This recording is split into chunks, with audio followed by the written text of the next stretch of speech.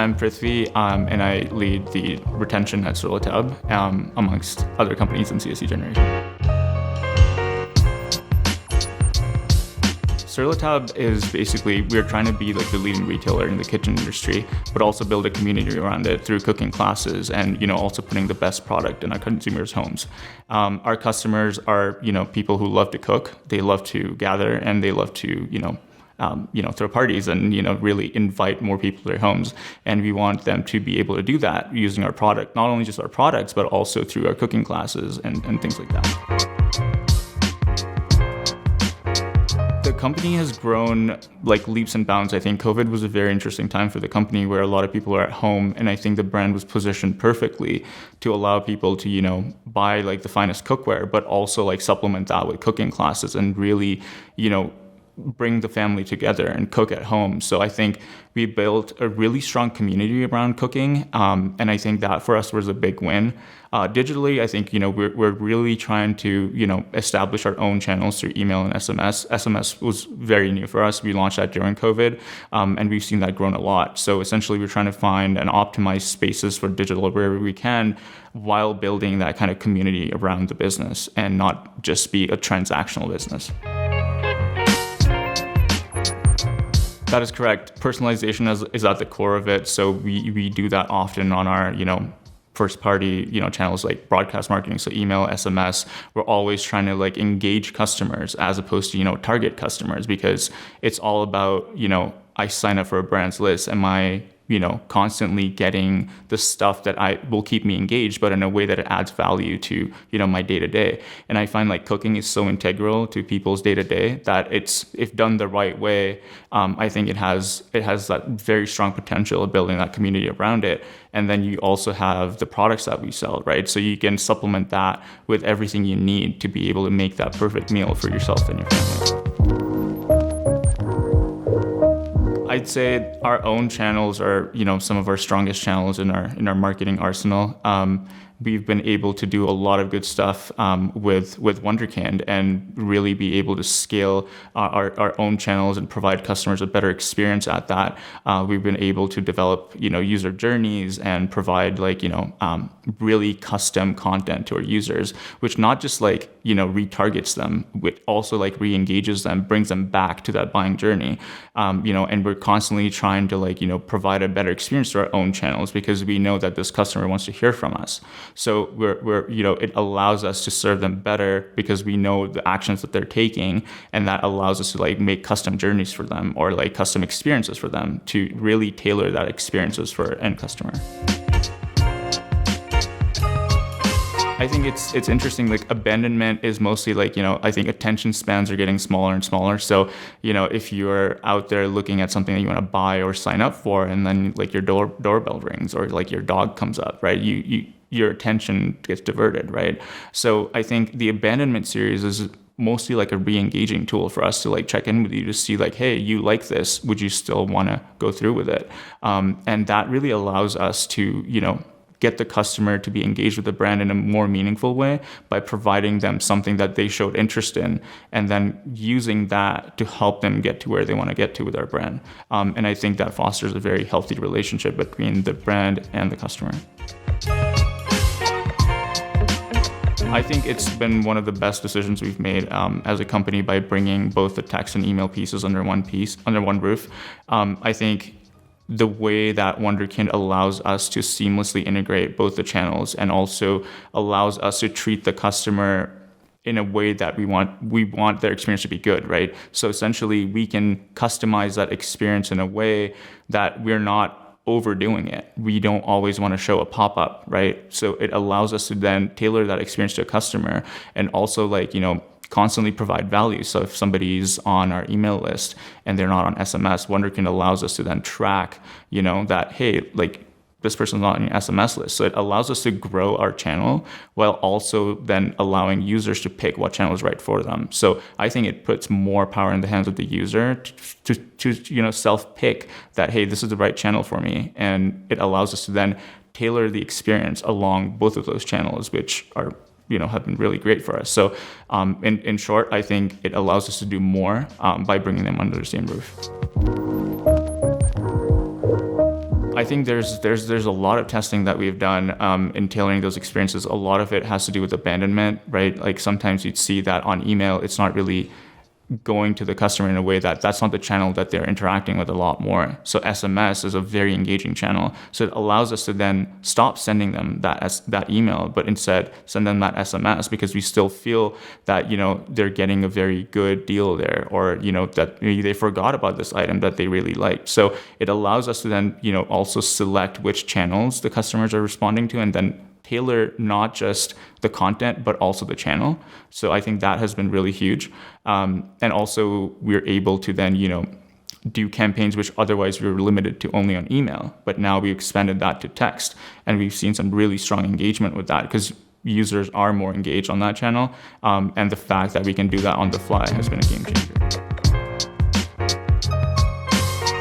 Right, exactly. I mean, for example, we ran cart abandonment tests in the sense that we only sent the SMS to people who abandoned their carts, and that in itself was like really good for us. So it allows us to then really tailor the experiences, like I said, not just from hey, we want to send more of something until the customer actually buys. So it's not like sending too much of something until people make that purchase, but it's actually figuring out what the right mix of channels are to provide a better experience, which kind of to us forms personalization. It's not just personalizing content, but also personalizing your channels, and how much are you getting from which channel.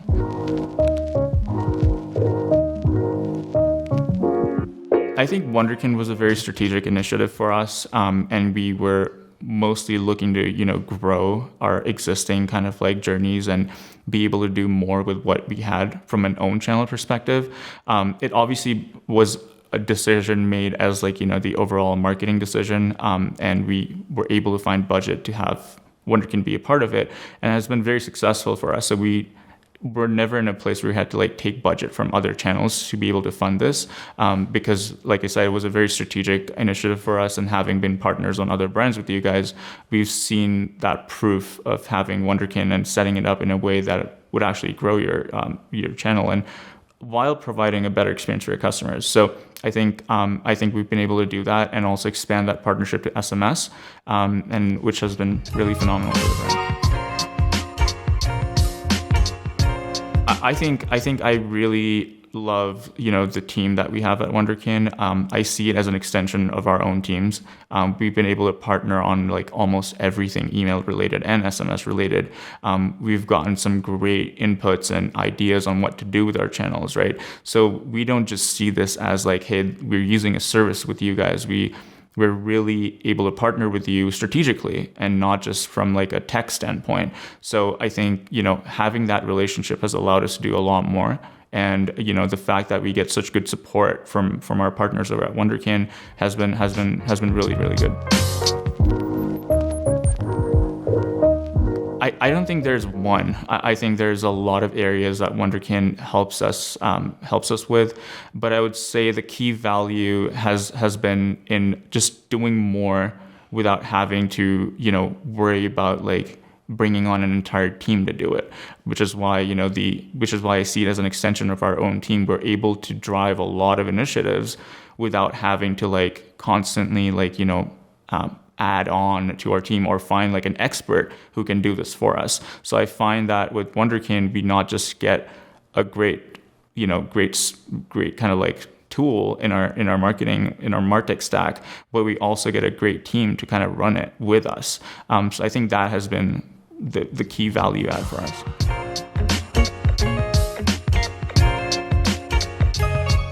I think customer behaviors have definitely changed this year. During COVID, people were at home and they were buying a lot of stuff. And I think a lot of it was a feel-good factor, right? You can't go out, you can't eat at a restaurant. So you want to do something which makes you feel good. And I think a lot of that really boosted a lot of businesses around the world. In terms of third-party cookies, I think it presents a very interesting challenge to marketers, where I don't see it as we're losing something. I think it will actually make marketers rethink their channels and really evaluate how are we doing things. So if somebody signs up for an email list, you won't just take it for granted. You will hyper-focus on what kind of experience you're giving to that customer, because now churn will finally become like a big issue, right? If you see very high churn and then you're also spending a lot on paid, trying to justify, your top of funnel and all the leads that you're getting, you now have to rethink that, hey, if I'm not able to target users that way, I need to focus more on retention. So I think it will allow marketers to be more strategic with, how they interact with their customers, curate their content more, focus a lot more on their own channels, which I think is never a bad thing. Like, these are people who've signed up to hear from you, so why not give them a world-class experience? So I think it will be an interesting change, to say the least. But I think we're in a good place to kind of deal with it. Yeah, I think there's always challenges being thrown at marketers, and that's not necessarily a bad thing. It keeps us on our toes and allows us to be creative problem solvers. We have gone back to the whiteboard on a lot of things, and it's allowed us to like do more with what we have while finding opportunities in new channels. For example, like loyalty and retention, and really hyper focusing on how can we provide like a great experience to what we have, and then using our budget towards like experimenting and like finding new markets or expanding our business to new markets. So I think it's been good, and I also am a firm believer in going back to the whiteboard often, because there's not one strategy that fits all, right? You always have to constantly keep rethinking your strategy and then taking parts of it that are strong and like building on them while you also bring up your weak points. So I don't think that that's a bad thing. I think that's really healthy for us as marketers to always keep thinking of creative ways to attract customers and also retain them.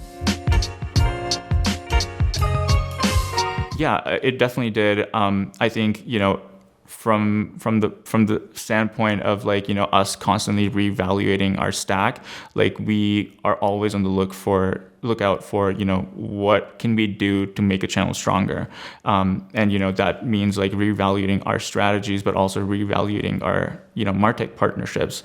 I think Wunderkind has been a pretty solid part of our stack, and to the point that most of our businesses at CSC have Wunderkind on the businesses.